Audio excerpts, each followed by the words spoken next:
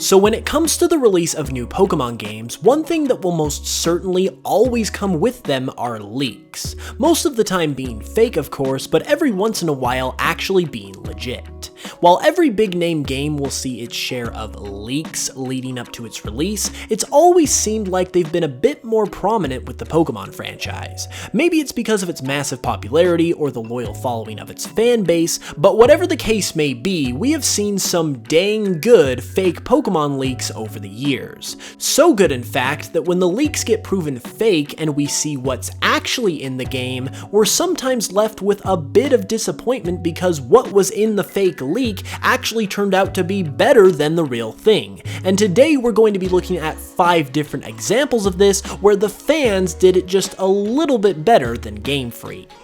First comes a pretty recent one stemming from Let's Go Pikachu and Eevee. While this isn't necessarily the type of game that spawned a ton of leaks, the existence of the game itself was actually leaked about a week or so before it was officially revealed. With this leak proving to be legit, many other purported official details started coming out of the woodworks as well, with one showing off concept art of the protagonists and rival of the games. Not only do these look official, but they also appear to be a role reversal of sorts, with the protagonist looking similar to Blue and the rival looking similar to Red. This was an intriguing concept to say the least, and with the games seeming and proving to be a reimagining of the Kanto games, it seemed just as legit as anything else. However, when the games were revealed shortly thereafter, these were of course proven to be fake, with the real protagonists being much more, well, plain, and the rival being much more of a friendly stick in the mud compared to the amazing looking bad boy Red that this leak offered instead.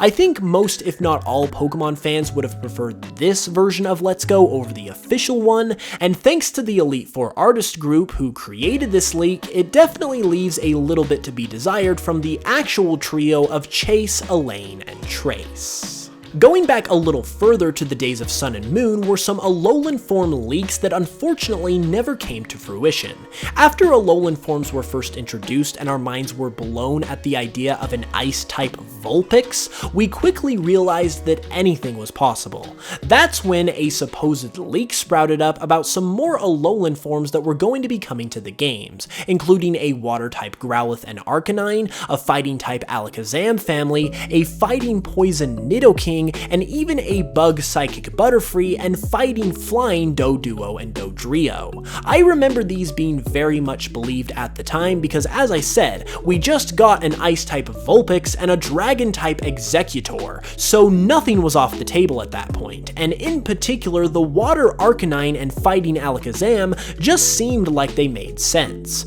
But alas, after giving it a few months with no further confirmation for these new forms, we had to accept the painful truth that these were faked, and instead of these amazing forms, we'd be stuck with Alolan Dugtrio, Alolan Persian, and the mustachioed Alolan Golem. Now, I would be the first one to tell you that these all do have a logical background behind their inspirations that makes them all totally legit, even if a little bit silly, but they still don't compare to the absolute epicness that would have been the Water Arcanine fighting Alakazam or fighting Nidoking. I guess we'll just have to hope that in Pokemon Sword and Shield, Game Freak can give us some Galarian forms that will live up to these amazing fan designs. After Pokemon Sun and Moon had come and gone though, everyone was wondering what was next for the franchise. Well, it didn't take long for someone to provide that answer, as a supposed leaker claimed that the next title would be a follow-up to Sun and Moon known as Pokemon Stars.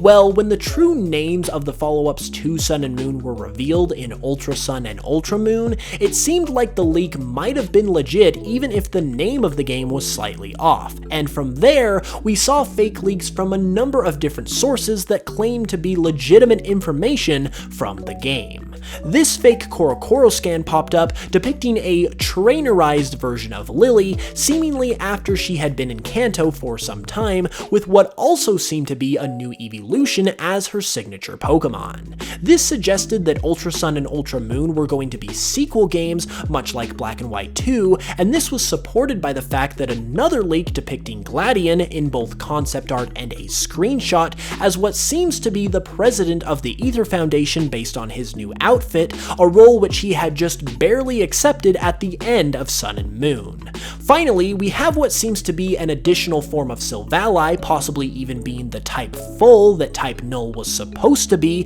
where it was all 18 types at the same time.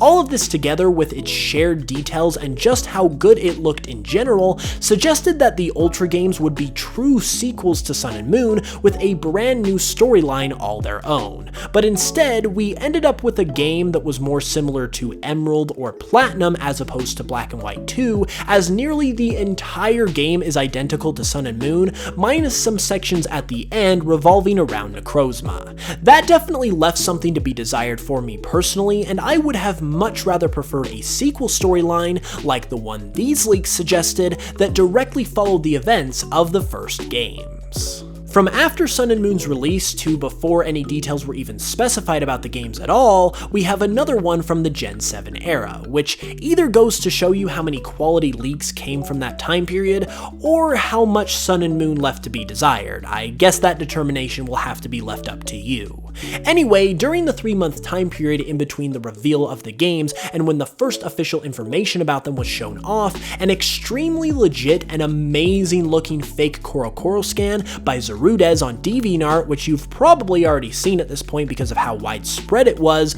made its way to the internet claiming to be the real thing, and as you can expect, everybody went nuts. From the trainer artwork to the starters to the quality of the magazine pages themselves, everything about this just looks so promising and amazing, and there are definitely parts of this that I would have preferred over the real thing. Even though I don't really have a problem with the designs of Elio and Celine, I much prefer the older, more unique look of these two protagonists, and when it comes to the starters, no hate or anything, but I definitely would have rather had the Fire Bear over Litten, and this little crocodile, alligator, lizard looking guy over Poplio. And even though I love Rowlet, this amazing looking ram Pokemon is certainly giving him a run for his money as well. Obviously, it would kind of also depend on what these guys would have evolved into, but for me personally, the Alola starters minus the Rowlet family just weren't the best, and I would have loved to have seen what these guys could have done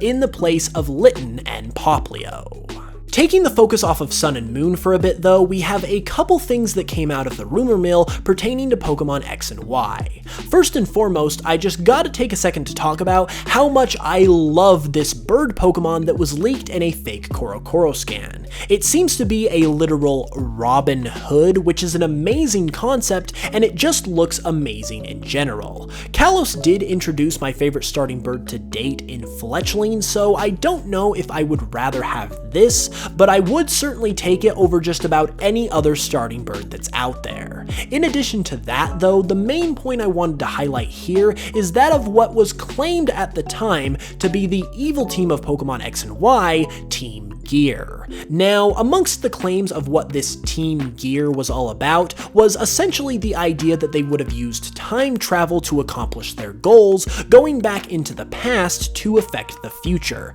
And while even though this does sound a little bit fan-fiction-y, I'm sure it would have been way better than what we really got in Team Flare. I don't know what is up with these guys because their goal of basically wanting to kill everyone is pretty nefarious and legitimate as far as a motive is concerned, but for whatever reason they just did not come off as intense or edgy as their goals set them up to be, and they kind of ended up being a mess sort of evil team. So if that were to be replaced with a team that uses time travel and also has you using time travel in order to stop them, I definitely would have picked that over what we got if I was given a choice between the two.